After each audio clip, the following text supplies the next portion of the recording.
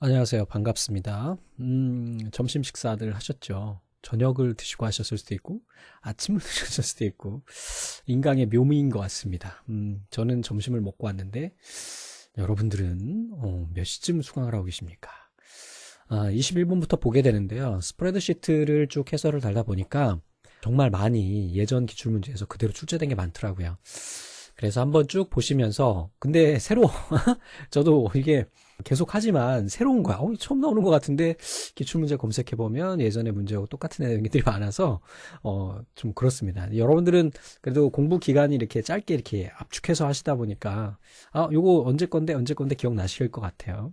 너무 공부를 루즈하게 하시면, 좀 힘들어지는 시험이기도 합니다. 다음 중 데이터 입력에 대한 설명으로 옳지 않은 것은 동일한 문자를 여러 개의 쉘에 입력하려면 쉘에 문자를 입력한 뒤에 채우기 핸들을 드래그 핸드예요. 당연하겠죠? 두 개 이상의 쉘을 선택하고 채우기 핸들을 드래그할 때 컨트롤 키를 누르고 있으면 자동 채우기 기능을 해제할 수 있으며 선택한 값은 인접한 쉘에 복사되고 데이터가 연속적으로 확장되지는 않는데요. 자, 뭐 하나 해보죠. 이건 이제 소스고 여기에다가 예를 들어 가지고 뭐 45, 45 하면 좀 그렇고 56 이렇게 한 다음에 얘네를 두 개 이상의 쉘을 선택한 다음에 보통은 얘를 이렇게 끌면 어떻게 돼요? 이 간격만큼 늘어나게 되는데 그게 아니라 그냥 컨트롤 키 누르고 끌어주면 이 값이 문자처럼 반복해서 복사가 된다. 뭐 그런 내용이 되겠네요. 자, 다음에 일정 범위 내에 동일한 데이터를 한 번에 입력하려면 범위를 지정하고 데이터를 입력한 뒤에 바로 이어서 Shift 엔터예요.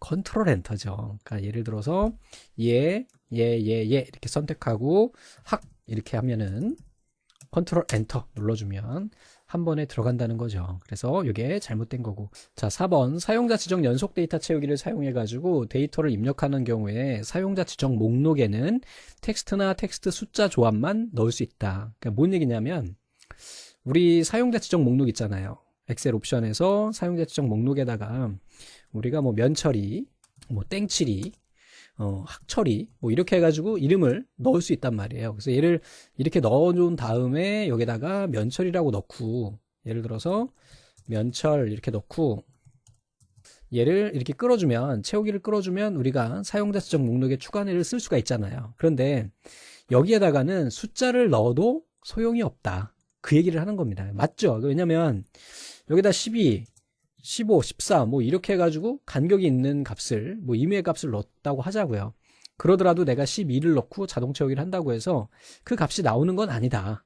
당연하겠죠. 숫자에 대한 건 넣어봤자 안 되는 거죠. 그지? 그래서 요걸 이야기하는 거고 연속 데이터 채우기는 사실은 뭐 이런 것도 있어요. 이게 정확한 연속 데이터 채우기는 이렇게 끌어준 다음에 이게 콤보 상자에서 연속 데이터 채우기를 누르면 얘네가 이렇게 바뀐다든지 아니면 얘를 마우스 오른쪽 버튼으로 끌어서 여기에서 연속 데이터 채우기 해가지고 넣는다든지 뭐 이러한 방식을 이야기하는 거고요. 여기서 이야기하는 것은 핵심은 뭐냐면 사용자 지정 목록에 추가할 때 숫자는 넣어봤자 소용이 없다. 그러니까 맞는 내용이 되겠죠. 자, 22번 아래 워크시트에서 영어가 중간값을 초과하면서 라고 그랬어요. 중간값. 여기에 있는데 중간값이 있어요. 그래서 함수가 미디안 함수가 나왔고 그 다음에 성명의 두 번째 문자가 0인 데이터를 필터링하고자 한대요. 이때 고급 필터 조건으로 알맞은 것은 그랬는데 사실 여기에 있는 거 다 그대로 넣으면 이쪽에 있는 얘네 조건이 좀 잘못 표현됐기 때문에 답이 나오지 않습니다. 근데 그냥 그래 그렇다고 치자라고 생각을 하고 보도록 하겠습니다. 그래서 우선은 이쪽에 있는 영어 중간값 부분은 다 똑같아요. 그런데 아시겠지만 여러분들 식을 작성할 경우에는 그 위에 있는 필드명을 같이 사용할 수가 없죠. 그래서 결국은 1번 아니면 2번이 답이 되는 거고 그 중에서 또 우리가 만능 문자라고 하는 것 중에 물음표를 안 하는 거예요. 얘는 글자 수 하나를 커버하죠. 하나로 제한할 수가 있어요. 그럼 어떻게 하면 돼요? 이렇게 하면 되죠. 이렇게 해가지고 넣어주시면 됩니다. 사실 뭐 이렇게 는을 넣게 나왔는데 는 넣어도 되고 안 넣어도 돼요. 그래서 사실 이게 잘못된 거예요. 이게 이렇게 안 하거든요. 이거 이렇게 안 하고 이거 안 넣고 그냥 이것만 넣어도 이렇게만 넣어도 되는 거죠. 그래서 물음표라는 거는 글자 하나를 받아요. 그래서 여기 데이터 중에 첫 번째 문자는 어떤 문자가 와도 되고 두 번째는 0이어야 되고 뒤에 있는 글자 수는 제한 없이 어떤 글자가 와도 된다라는 표현이 되는 겁니다. 그래서 얘는 제가 입력을 해놨기 때문에 자, 한번 입력한 데이터를 보면서 이야기를 한번 해보죠. 그래서 22번 이렇게 보면 중간값이 이렇게 86이에요. 그래서 86보다 크면서 크면서 중간에 0이 들어있어야 돼요. 그러니까 얘는 나오겠다, 그죠? 그 다음에 얘는 안 나오겠고, 얘는 안 나오겠고, 얘는 나오겠네요. 그리고 얘도 나오고, 얘도 나오고. 그래서 86보다 크니까 요건 빠지겠구나. 그렇게 나오고, 그거면서 0이 내들 두 번째 글자가 한번 해볼게요. 그래서 데이터의 고급, 조건 범위는 이렇게 되겠죠. 그렇게 하시고, 확인 이렇게 눌러주시면은, 86이 넘어가는 애들 중에서 두 번째 글자가 0인 애들이 표시가 되겠죠. 됐습니까? 자, 이렇게 해서 다 됐고, 얘를 컨트롤 Z 눌러가지고 취소를 한번 해볼게요. 그래서 이거 넣을 때는 사실 뭐 이렇게 표현이 앞에 문제는 잘못돼 있었죠. 그래서 문제는 잘못 표현이 되어 있는데 이렇게 표현을 할 수 있다라는 거 기억하시면 될 것 같아요. 자, 다음에 23번 다음 중 아래와 같이 왼쪽 그림 영역에 텍스트 나누기를 실행을 했대요. 자, 오른쪽 그림과 같이 소수기 분리되도록 하는 과정에 대한 설명으로 옳지 않은 것은 그랬어요. 자, 텍스트 마법사 3단계 중에서 2단계 중에서 우리가 이렇게 글자 수대로 쪼개낼 수 있는 걸 아실 겁니다. 이미 시험 문제 많이 출제가 됐기 때문에. 그래서 텍스트 마법사 2단계에서 구분선의 위치를 변경하려면 구분선을 마우스로 클릭한 상태에서 원하는 위치로 드래그하면 되겠죠. 분할하려는 범위에 포함할 수 있는 행과 열의 개수는 제한이 없다 그랬는데, 분할하는 범위에는요, 얘네를 한 열만 선택을 하죠. 얘네 여러 열을 선택하지 않잖아요. 한 열만 선택하는 거고 행은 제한이 없겠죠. 구분선을 삭제하려면 구분선을 마우스로 두 번 클릭한다. 구분선을 넣으려면 원하는 위치를 마우스로 클릭한다 그랬어요. 그래서 한번 해보죠. 뭐 이렇게 범위 선택하고, 그러니까 이렇게 선택하진 않잖아요. 쪼갤 때. 그래서 텍스트 나누기 해보시면 문제에 이렇게 나오잖아요. 한 번에 한 열만 가능한 거예요. 그래서 이렇게 한 열만 선택하고 텍스트 나누기 하시고 너비가 일정함 이렇게 해주시고 얘를 이렇게 찍어주면 되고, 마우스로 드래그도 할 수가 있고요. 얘를 취소하려면 더블 클릭하면 된다라는 거 그대로 나온 거고, 다음 마침 눌러가지고 이렇게 해줄 수 있다라는 거를 우리가 본 겁니다. 자, 다음 중 엑셀의 오차 막대에 대한 설명으로 옳지 않은 것은 그랬어요. 자, 오차 막대에는 3차원 차트는 오차 막대 표시할 수 없는 거 종종 출제되는 애죠. 차트의 고정값, 백분율, 표준 편차, 표준 오차, 사용자 지정 중에 하나를 선택하여 오차량을 표시할 수가 있고, 오차 막대를 화면에 표시하는 방법은 이게 답이고요. 세 가지예요. 하나는 모두 양의 값, 음의 값 이렇게 되는 겁니다. 분산형과 거품형에는 세로 오차 막대, 가로 오차 막대를 적용할 수 있다 이렇게 돼 있네요. 그래서 여기다가 그 임의로 제가 데이터를 하나 복사해서 이만큼을 복사해가지고 여기다가 이거 필요 없죠? 그래서 붙여넣기 하고 얘를 차트를 하나 만들어 볼게요. 그래서 그냥 세로 막대형 일반 차트를 만들고, 그 다음에 여기에서 마우스 오른쪽 데이터 계열서식 이렇게 가고요. 여기에 지금 이제 오차 막대가 여기 없으니까 우리가 레이아웃에 있던가요? 레이아웃에 보면 분석에 보면 오차 막대가 있어요. 그래서 이러한 종류가 있다라는 거 우리 보기 2번에 있었고, 기타 오차 막대 옵션에서 이렇게 넣어주고, 여기에 보시면은 우리 표시 방향이 모두 음의 값, 양의 값 이렇게 세 가지가 있다라는 거죠. 그래서 모두를 지정을 하게 되면 위아래로 표시가 되고, 음의 값 하면 아래쪽으로, 양의 값 하면 위쪽으로 표시가 되는 형태를 우리가 만들 수 있다라는 거 여러분들 기억하시면 될 것 같아요. 그래서 얘네 필요 없는 애들은 이렇게 지우고, 이것도 여러분들 어차피 한번 연습해 보실 테니 제가 여기다 넣어 놓을게요. 이렇게. 자, 25번 다음 중 워크시트의 데이터 목록에 윤곽선을 설정하는 경우에 윤곽선을 설정한대요. 옳지 않은 것은 그랬어요. 그룹화하여 요약하려는 데이터의 목록이 있는 경우 데이터의 최대 8개 수준의 윤곽을 할 수가 있고, 1, 2, 더하기, 빼기 등의 윤곽 기호가 표시되지 않는 경우에 엑셀 옵션에서 표시되도록 할 수가 있대요. 그리고 그룹별로 요약된 데이터에 설정된 윤곽을 제거하면 윤곽 기호와 함께 요약 정보가 표시된 원본 데이터도 지워져요. 전혀 상관없죠. 윤곽은 요약만 한 거니까요. 자, 윤곽을 만들 때나 만든 후에 윤곽 스타일을 적용할 수가 있다. 됐죠? 전혀 상관이 없다. 그런 문제가 지금 연속해서 3개가 나오는 것 같아요. 여기 26번도 마찬가지인데. 자, 시나리오에 대한 설명으로 옳지 않은 것은, 시나리오 관리자에서 시나리오를 삭제하면 시나리오 요약 보고서에 해당 시나리오도 자동으로 삭제가 되나요? 아니요, 전혀 그렇지 않죠. 시나리오 요약 보고서는 그대로 남고요. 시나리오만 지워져요. 시나리오는 기억이 돼 있거든요. 그래서 다시 실행을 해서 계속 만들 수가 있죠. 특정 쉘의 변경에 따라 연결된 결과의 쉘에 자동으로 변경되면 결과값을 예측할 수가 있고, 여러 시나리오를 비교하기 위해서 시나리오를 피벗 테이블로 요약할 수가 있고, 변경셀과 결과셀의 이름을 지정한 후에 시나리오 요약 보고서를 작성하면 결과의 쉘 주소 대신에 지정한 이름이 표시되는 거 다 해보셨죠?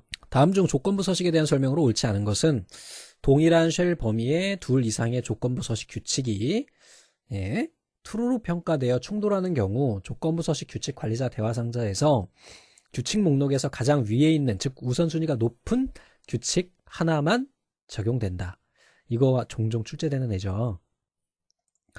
자, 홈 탭의 편집 그룹의 찾기 및 선택, 이동 옵션을 이용을 하면 조건부 서식이 적용되고 있는 쉘을 적용한 순서대로 찾아 이동할 수 있다 그랬는데 순서대로 찾는 게 아니라 한 번에 다 선택이 됩니다. 그래서 얘도 처음 출제된 건데 한번 보도록 하죠. 그러니까 여기에서 우리가 조건부 서식을 줘야 돼요. 우선은. 그래서 여기다 임의로 제가 조건부 서식을 좀 적용을 해볼게요.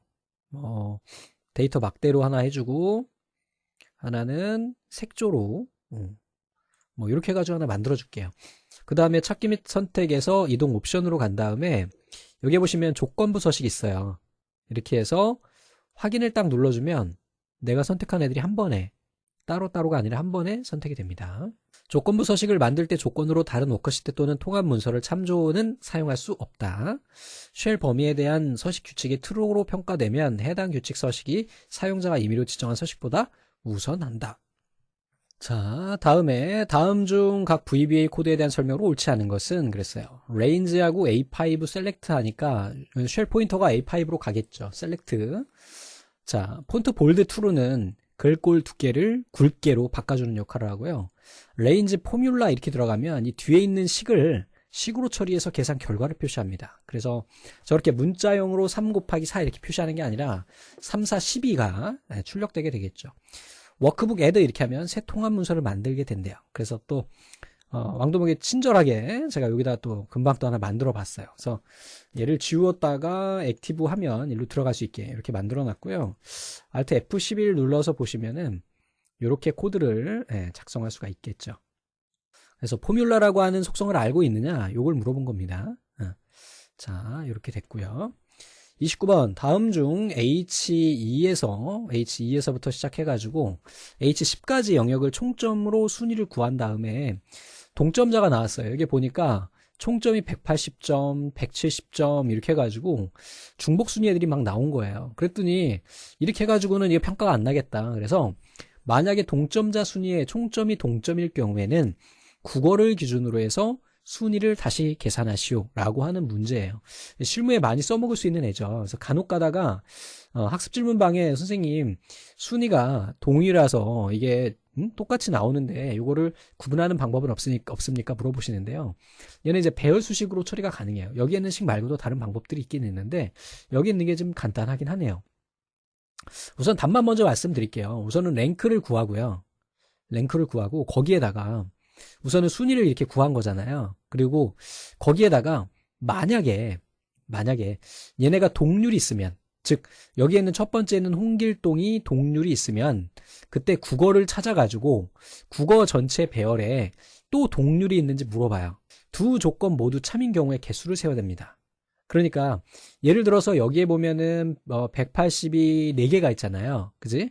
그리고 여기도 90이 지금 3개가 있잖아요. 그러면 여기에 중복되는 두 조건 모두 만족하는 경우는 어때요? 여기 90 하나, 그 다음에 여기에 있는 거 2개가 되죠? 자, 그러면 결국은 첫 번째는 1등이 돼요. 1등이. 두 번째에도 마찬가지로 얘도 90하고 평균 점수가 똑같기 때문에 총점이 같기 때문에 써가면서 하자. 여기 보시면은 얘랑 지금 얘를 기준으로 했을 때 얘랑 봤을 때 180이 여기에 지금 이렇게 있고요. 90이 요렇게 3개가 있어요. 그러면 우선은 이 중에서는 지금 보면 얘는 1등일 수밖에 없어. 1등일 수밖에 없어요. 순위에. 그래서 이 조건에 만족하는 애가 있는지를 찾아보는 거예요. 그래서 우선은 순위 계산해서 1이 나왔고 거기다 배열 수식을 이용을 해서 야, 얘가 참이냐? 이걸 물어봐요. 야, 이거보다 여기에 있는 이 값을 비교해가지고 전체에 중복된 값이 있느냐? 걔를 물어보고 중복된 값이 있을 때 그 만약에 이 값들 중에 그 값 중에 얘가 중복된 값 중에 얘가 크냐라고 물어봐요. 그럼 되죠. 중복된 값 중에 얘가 만약에 98이다 그러면 아주 좋아요. 근데 딱 지금 90이기 때문에 어떻게 할 수는 없는데 그러면 결국은 여기에서 만족하는 애는 뭐가 나옵니까? 여기에서 이것보다 얘보다 큰 값이 지금 없다라고 되겠죠. 그래서 얘는 0이 나오게 됩니다. 그래서 얘는 true가 나오겠지만 여기서는 0이 나오기 때문에 결국은 1만 남게 되고요. 근데 만약에 이제 여기에서 얘가 되게 어려워요. 좀 생각보다. 여기에서 예를 들을 때 우리 두 번째에 있는 애를 보면 좀 더 쉬울 수 있을 것 같아요. 그래서 우선은 얘도 180이기 때문에 순위 1이 나오고요. 그 다음에 여기에서 이제 여기에서 보면 야 여기에서 너랑 동률인 애가 있냐? 물어봐요. 그래서 아 동률인 애가 여기에 T 이렇게 나오겠네요. 그러면서 여기에 있는 이 국어 점수가 여기 전체에 있는 점수에 있는 것보다 얘가 내가 작냐? 이렇게 물어봐요. 그러니까 나보다 큰 애가 있냐라고 물어보는 거죠. 나보다 큰 애가 있니? 나보다 초과하는 애가 있니? 있어. 그래서 여기가 T 이렇게 나오겠죠. 자, 그러면은 얘 곱하기 할 거야. 그래서 그 두 조건 모두 만족해야 되니까 TT 해가지고 얘 T 나와서 1이 나올 테고, 여기에도 마찬가지로 쭉 가서 보니까 얘도 TT 해가지고 또 1이 나올 테고, 여기에는 여기가 폴스니까 1만 나오겠네요. 그래서 결국은 여기에는 1 더하기 1 더하기 해서 3이 나오게 되는 거예요. 어렵죠? 실무에는 써먹을 수 있는데, 야, 시험에 나오면 못하겠다, 그지? 그래서 얘를, 결과적으로 답은 얘가 되고요. 얘를 한번 직접 한번 해보죠, 뭐. 자, 우선은 순위를 구했단 말이죠. 그리고 나서 이쪽에다가 순위를 구한 다음에 이 배열 수식이 이렇게 가는 거죠. 그래서, 야, 여기에 동률 애들이 있니? 어쨌거나 동률이어야지 얘네를 구분해낼 거 아니에요. 그래서 조건이 들어가는 거예요. 동률 다 1등이란 말이야. 180 똑같은 값이니까 그 중에 걔네를 구분할 거니까 만약에 똑같지 않다 그러면 상관없어요. 그러면 할 필요가 없죠. 근데 똑같은 애가 있어요. 이렇게. 그래서 얘가 T 이렇게 나오겠죠. 자, 그래서 얘를 이렇게 범위를 잡고 우리가 F9키를 눌러주면 true and false가 쭉 나오겠죠. 얘는 true 나오겠죠. 얘는 다 동률이 있으니까. 그 다음에 두 번째로는 여기에 있는 얘네들을 또 F9키를 눌러봐요. 범위 선택하고. 그러면은 false 이렇게 나오겠죠. 여기에는 지금 어때요? 여기에 있는 얘보다 90보다 큰 애가 없거든. 90보다 큰 애가 없기 때문에 그냥 내가 1등인 거야. 근데 두 번째에 가보면 이번에는 얘 같은 경우에는 지금 또 동률이니까 그대로 배열이 나올 테고, 이쪽에서는 F9키를 눌러보면 첫 번째는 true인 거야. 왜? 나보다 큰 애가 있으면 나는 순위가 뒤로 밀려야 되거든. 그래서 나보다 큰 애가 몇 개냐 이거야. 그래서 true 3개죠. 그럼 3개가 나와야 되는데 여기에서는 우리 동률인 애들 중에서만 계산을 해야 되니까 여기에 있는 이 범위에서만 해서 2개가 남게 되는 거예요. 그래서 얘가 3등이 되게 됩니다. 얘는 어차피 똑같기 때문에 1등이 되고요. 됐죠? 이렇게 되는 겁니다. 자, 이해가 안 되면 버리세요. 솔직한 심정으로 버리세요. 자, 이렇게 되고, 다음에 30번입니다. 다음 중 쉘의 내용을 편집할 수 있는 쉘 편집 모드로 전환하는 설명으로 옳지 않은 거. 너무 쉬운 문제인데요.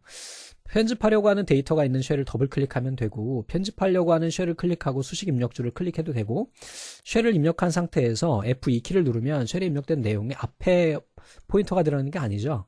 이렇게 해가지고 F2키를 누르면 뒤에 가죠. 새 문자를 입력하여 기존 문자를 즉시 바꿀 수 있도록 겹쳐쓰기 모드를 활성화하려면 편집 모드에서 인서트 키를 누른다. 그래서 여기에 보시면은 지금 여기에 표시가 안 되는구나. 지금 인서트를 눌렀다 뺐다 하시면 되고요. 예를 들어서 이렇게 넣었단 말이에요. 그리고 이렇게 쓰였는데 여기서 인서트 키를 한번 눌러주게 되면 뒤에 있는 애가 수정되면서 들어가요. 사무자동화 강의를 해보면 이거 질문하시는 분이 되게 많아요. 딜리트 누르다가 혹은 백스페이스 누르다가 인서트를 한번 누른 거야. 그래서 한글에는 얘가 삽입 삭제, 삽입 수정 옵션이 이게 상자에 표시가 되거든요. 그래서 다 윈도우즈 동일이기 때문에 이렇게 보세요. 지금 삽입 상태죠. 인서트 누르면 이게 토글로 바뀌어요. 이렇게. 그래서 요거를 물어본 것이다 라는 거. 자, 다음 중 개발 도구 탭의 컨트롤 그룹에 대한 얘네들에 대한 설명으로 옳지 않은 것은, 컨트롤은 데이터 표시 입력 또는 작업 수행을 위해서 양식에 넣는 그래픽 객체로 텍스트 상자, 목록 상자, 옵션 단추, 명령 단추들이 있다. 한번 볼까요? 그래서 개발 도구는 나와야 되는데, 개발 도구는 엑셀 옵션에서 리본 메뉴의 개발 도구 탭 요걸 눌러주시면 됩니다. 그리고 여기에서 삽입 눌러주시면 양식 컨트롤에 있는 단추라든지 여기에 나오는 스핀 단추, 그 다음에 옵션 단추 등을 우리가 넣을 수 있다. 액티브엑스 컨트롤은 양식 컨트롤보다 다양한 이벤트에 반응할 수 있으나 차트 시트에서는 사용할 수 없는 그런 사용할 수 없는 등의 양식 컨트롤보다 호환성이 좀 낮은 편이다. 자, 디자인 모드 상태에서 양식 컨트롤과 액티브엑스 컨트롤 모두 다 매크로 등 정해진 동작은 실행하지 않으며 그랬는데 양식 컨트롤은요, 얘는 매크로 적용하고 실행을 할 수가 있어요. 그래서 한번 해보죠. 여기에다가 양식 컨트롤에 있는 버튼에다가 우리가 매크로를 하나 만들어 볼게요. 그래서 이렇게 해가지고 뭐 기록 눌러주고 확인 눌러주고 여기에다가 우리가 뭐 서식을 하나 채우는 그냥 채우기 색깔 이렇게 넣는 매크로를 하나 만들어 보자 이거죠. 그래서 기록 중지 이렇게 했다고요. 그 다음에 이제 얘를 누르면 이제 되는 거고 만약에 디자인 모드가 눌려있는 상태에서는 문제대로 하면 얘가 실행이 안 돼야 되잖아요. 근데 지금 실행이 돼요. 그러면서 디자인 모드가 해제가 되겠죠. 됐죠? 그래서 이렇게 할 수 있다라는 거. 그래서 매크로는 우리가 지워주겠습니다. 얘를 필요 없으니까 이렇게 할 수 있다라는 거. 그 다음에 얘도 여러분들 또 연습하셔야 되니까 이렇게 된다라는 거 보셨죠? 양식 컨트롤의 단추를 클릭하거나 드래그해서 추가하면 매크로 지정 대화 상자 좀 아까 보셨죠? 자동으로 나오게 됩니다. 다음 중 메모 기능에 대한 거. 이것도 앞에 우리 시나리오 지울 때 혹은 윤곽 지울 때랑 똑같은 거예요. 그래서 지웠을 때 뭐가 남느냐 뭐 이런 문제가 이번에 되게 많은데 새 메모를 작성하려면 Shift F2를 누른다. 메모 텍스트에는 홈 탭의 글꼴 그룹에 있는 채우기 색과 글꼴 색을 옵션으로 선택할 수 없다. 한번 넣어 볼게요. 그래서 예를 들어서 우리가 메모를 하나 넣었단 말이야. 그래서 얘네를 하려고 그랬더니 글자 색깔을 할 수가 없어요. 크기도 할 수가 없고요. 그죠? 얘는 그 서식이 지정이 안 되는구나. 이 얘기를 하는 겁니다. 삽입된 메모는 시트에 표시된 대로 인쇄하거나 시트 끝에 모아서 인쇄할 수 있죠. 이거 자주 나오는 보기죠. 홈탭 편집 그룹에 있는 지우기 모두 지우기를 이용을 하면 쉘에 지운 경우에 쉘 내용과 서식과 함께 삭제되고 메모도 같이 지워지겠죠. 이렇게 해놓고 여기에서 모두 지우기 하면 메모고 뭐고 싹 다 지워집니다. 그냥 딜리트 누르면 메모는 지워지지 않지만 33번 다음 중 세로 막대형 차트에 대한 설명으로 옳지 않은 것은 시간의 경과에 따른 데이터 변동을 표시하거나 항목별 비교를 나타내는 데 유용하다. 계열 겹치기 자주 출제되죠. 계열 겹치기 값을 0에서 100 사이의 백분율로 조정할 수가 있고 세로 막대의 겹침 상태를 조정할 수 있으며 값이 높을수록 막대 사이의 간격이 줄어들게 됩니다. 헷갈리지 마세요. 이거 굉장히 자주 출제되는 경향이 있죠. 그래서 얘가 33번이에요. 제가 임의로 데이터를 하나 복사해서 넣어놨는데 자 이렇게 있고요. 예를 들어서 얘네를 우리가 차트를 만들었다 치자고요. 자 이렇게 돼 있고요. 얘를 마우스 오른쪽 데이터 계열 서식 들어가 볼게요. 여기 겹치기가 있는데 지금 겹치기가 0이란 말이죠. 근데 얘를 이렇게 늘려 볼게요. 값이 커지면 커질수록 겹쳐집니다. 말 그대로 겹치는 거잖아. 그래서 값이 작으면 작을수록 겹침이 멀어지게 되겠죠. 겹침이라는 건 겹쳐지는 거잖아. 이름 그 자체가. 그지? 그 다음에 이제 간격 너비가 있죠. 얘는 이제 0으로 놔두고 간격 너비 같은 경우에는 얘는 어때요? 간격 너비가 커지면 커질수록 얘하고 얘 사이가 간격이 넓어지는 거예요. 무슨 얘기인지 아시겠죠? 그래서 얘하고 요 사이 요거를 이야기하는 겁니다. 그래서 두 개 구분해서 하십시오. 최근에 좀 출제가 되네요. 나머지는 한번 읽어보시기 바랍니다. 자, 얘도 처음 출제됐는데 다음 중 공유 통합 문서에 대한 설명으로 옳지 않은 것은 그랬어요. 여러 사용자가 동시에 동일한 쉘을 변경하려면 충돌이 발생할 수가 있다. 그렇겠죠? 통합 문서를 공유한 후 하이퍼링크, 시나리오, 매크로 등의 기능은 변경할 수 없지만 조건부 서식, 차트, 그림 등은 변경할 수 있다 그랬는데 하나만 한번 해보죠. 얘 차트 있네요. 자, 여기 우리 검토에 가보시면 통합 문서 공유가 있어요. 그지? 공유 눌러서 얘도 가능하도록 하고 확인을 눌러서 저장될 수 있습니다. 이렇게 하고 했단 말이에요. 자, 그러면요 얘가 차트를 선택이 안 되네. 뭐 그 어떤 것을 해도 안 되네요. 그래서 결국은 얘가 답이 된다. 공유 통합 문서를 네트워크 위치에 복사해도 다른 통합 문서나 문서의 연결은 그대로 유지가 되고 공유 통합 문서를 열면 창의 제목 표시줄에 엑셀 파일명에 공유라는 글씨가 표시가 된다. 보이시죠? 자, 그러면은 얘를 해제하려면 어떻게 해야 돼? 통합 문서 공유 그 다음에 요거 여러 사용자가 동시에 반영할 수 있는 사용 가능을 체크아웃하고 이렇게 저장하시면 이제 해제가 되죠. 그래서 이런 식으로 공유해서 여러 사람끼리 쓸 수가 있다는 문제. 자, 됐고요. 35번 다음 중 인쇄 기능에 대한 설명으로 옳지 않은 것은 기본적으로 워크시트의 눈금선은 인쇄되지 않으나 인쇄되도록 설정할 수 있죠. 자주 나오죠. 그래서 예를 들어가지고 하나 시트를 이렇게 해볼게요. 아무것도 이렇게 인수할 내용이 없어요. 그래서 하나만 이렇게 넣어볼게요. 하나만 넣고 인수해 이렇게 하면 눈금선이 안 나오는데 여기에서 우리 시트 탭에 눈금선 이렇게 해주고 확인을 눌러주게 되면 이 영역에 이렇게 눈금선이 표시되도록 우리가 할 수 있다라는 거. 페이지 설정 대화 상자에서 시트 탭에서 간단하게 인쇄를 선택하면 쉘의 테두리를 포함하여 인쇄할 수 있다 그랬는데 쉘 테두리고 뭐고 다 안 나오고 데이터만 나옵니다. 간단하게 하면. 그래서 우리 아까 차트 있는 데 있죠? 얘를 누르고 우리 인쇄 이렇게 눌러주고 페이지 설정에서 우리 간단하게 인쇄 이렇게 눌러주시면 데이터만 나오게 돼요. 간단하게 데이터만. 컨트롤 F2키를 누르면 인쇄 미리 보기가 실행된다. 인쇄 미리 보기에서 여백 표시를 선택한 경우 마우스로 여백을 변경할 수 있다. 이것도 뭐 이렇게 해가지고 누르시고 여백 표시한 다음에 여백을 우리가 이게 변경할 수 있다 이거죠. 열폭도 변경 가능하고 여백도 우리가 변경 가능하고 이거.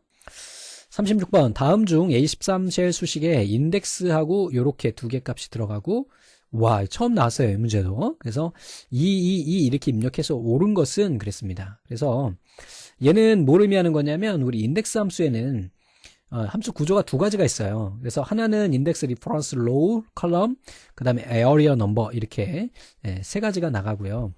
그 다음에 두 번째는 또 인덱스의 어레이하고 노 그 다음에 컬럼 얘는 생략할 수 있는 이런 가지 방식이 나오는데 여기에서 이제 우리가 인수를 마지막 인수죠. 그러니까 하나 둘 셋 넷 네 번째 인수를 에어리어 넘버를 지정을 하게 되면 이 영역을 두 개 선택할 수 있는 거예요. 지금 보면 영역이 두 개 돼 있거든요. A1에서 C4 이렇게 그 다음에 A8에서 C8 이렇게 돼 있는데 이게 에어리어 1이고 얘가 에어리어 2예요. 그래서 두 번째에서 이행 2열이에요.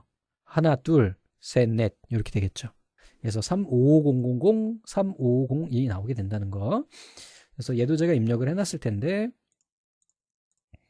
그래서 이렇게 범위 잡아보시면은 우리가 범위를 두 개를 잡으면 이렇게 보이시죠? 그래서 두 번째 있는 함수로 사용을 하면 이렇게 에어리어 넘버가 나와서 이 영역에서 우리가 두 번째인 이쪽 영역에서 이행 2열 값을 찾아온다라는 내용입니다. 처음 출제된 내용인데 하나 기억해 둘 만할 것 같아요. 다음에 또 출제될 것 같습니다. 자, 다른 건 모르겠는데 얘는. 자, 다음 중 수식 결과가 옳지 않은 것. 이건 먼저 출제됐던 문제예요. 그래서 픽스드 하면 고정소수점으로 표시하는 거고 고정소수점으로 표시하니까 얘가 1이잖아요. 그러니까 이게 이렇게 표시가 될 테고 이 폴스 옵션이 있죠. 우리 픽스드를 한번 해보죠. 제가 여기다 넣어놨는데 이렇게 해가지고 함수 마법사 딱 실행해 보면 얘가 넘버고 데시멀 얘는 소수점 이하의 자릿수 얼마나 표시할 것인지 그 다음에 노 콤마스 콤마를 표시할 거냐 말 거냐예요. 그래서 폴스 이렇게 지정하니까 표시되는 거죠. 콤마가. 자, 그 다음에 25months 이렇게 해가지고 하니까 날짜 2015년 5월 25일에 어떤 인덱스 값이 있고 걔를 여기서 months에서 한 달 전이나 후의 개념이잖아요. 양수니까 다음 달. 근데 이제 여기에서는 이렇게 나오는데 얘를 간단한 날짜로 바꾸면 이렇게 나오겠죠. 그래서 25months라는 게 여러분들 이 다음 달 여기서 보면 마지막 날이잖아요. 그지? 다음 달 마지막 날 25months. 그래서 마지막 날이 표시가 되고. 자, 다음에 이번에는 추저 함수예요. 추저 함수 이렇게 눌러보면 얘가 뭐가 되는 거죠? 네, 얘가 이제 인덱스 값. 여기에서 배열로 입력을 받아서 로우 해가지고 A3에서 A6니까 3, 4, 5, 6이 나오겠죠. 로우는 행값을 구하니까. 그래서 여기에서는 지금 몇 행이에요? 지금 얘가 A3니까 3이 나오겠네요. 그 3이니까 1, 2, 3에 해당하는 남이 출력되고 있는 그런 모양새를 가질 수 있다. 자, 다음에 이번에 얘가 이제 잘못 나온 애죠. 그래서 favorite가 있고 이 search u 이렇게 있는데 이 안에 있는 값을 우선 계산을 해줘야 돼요. 그래서 SEO, U를 찾는 거잖아요. 그래서 하나, 둘, 셋, 네 번째 있네요. 그래서 4가 나오는 거죠. 그래서 favorite에서 네 번째 글자에서 다섯 글자를 딱 공백으로 나타내는 겁니다. 그래서 하나, 둘, 셋, 넷이니까 이렇게 지워지겠네요. 그래서 F2B만 나오는 형태가 된다라는 것이죠. 근데 여기에서는 지금 이렇게 나왔으니까 하나, 둘, 셋, 네 번째부터 다섯 글자니까 지워지겠죠, 뒤에가. 다음 중 3차원 참조에 대한 설명으로 옳지 않은 것은 그랬습니다. 얘도 출제된 적이 있었고요. 여러 워크시트에 있는 동일한 쉘의 데이터나 쉘 범위의 데이터에 대한 참조를 뜻하고 시트 3, 2부터 시트 4까지의 A2 쉘을 모두 더하라는 식은 이렇게 범위해서 이렇게 표현해서 3차원 참조로 표현할 수 있다. Some average count A stdv 함수를 사용할 수 있다. 배열 수식의 3차원 참조를 사용할 수 없다. 배열 수식에는 배열은 2차원 배열이기 때문에 기본이. 자, 다음 중 워크시트 사용에 관한 설명으로 옳지 않은 것은 현재 워크시트의 앞이나 뒤에 시트를 선택할 때는 컨트롤 페이지 업과 컨트롤 페이지 다운을 이용한다. 현재 워크시트의 왼쪽에 새로운 시트를 삽입할 때는 Shift F12를 누른다. 연속된 여러 개의 시트를 선택할 때는 첫 번째 시트를 선택하고 Shift를 누른 채 마지막 시트를 선택한다. 맞죠? 그룹으로 묶은 시트에서 복사하거나 잘라낸 모든 데이터는 다른 한 개의 시트에 붙여넣을 수 있다. 있어요? 안 되죠. 네? 넣을 수가 없습니다. 자, 다음 중 워크시트의 인쇄 영역에 대한 설명으로 옳지 않은 것은 인쇄 영역을 정의한 후 워크시트를 인쇄하면 해당 인쇄 영역만 인쇄된다.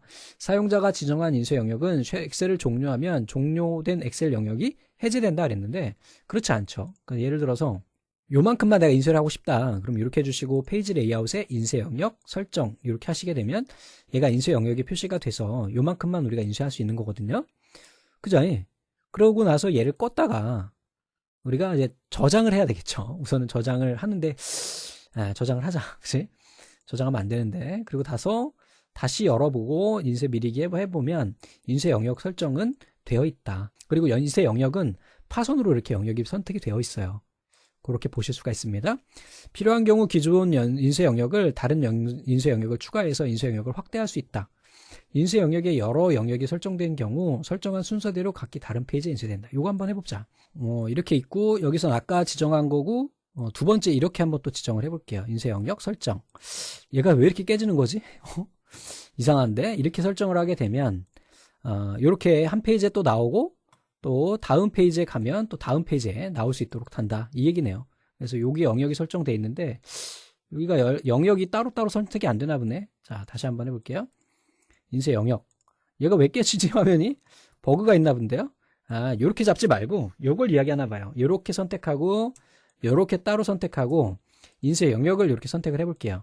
따로따로. 야, 이게 왜 그러지? 그러면 영역이 두 개 선택이 됐고 이렇게 지정을 하게 되면 다른 페이지에 영역을 따로 선택할 수 있다라는 이야기인 것 같습니다. 그래서 얘는 맞고, 그래서 여기까지 해가지고 이제 엑셀도 봤고, 이제 다음 시간에 이어서 데이터베이스 일반을 또 살펴보도록 하겠습니다.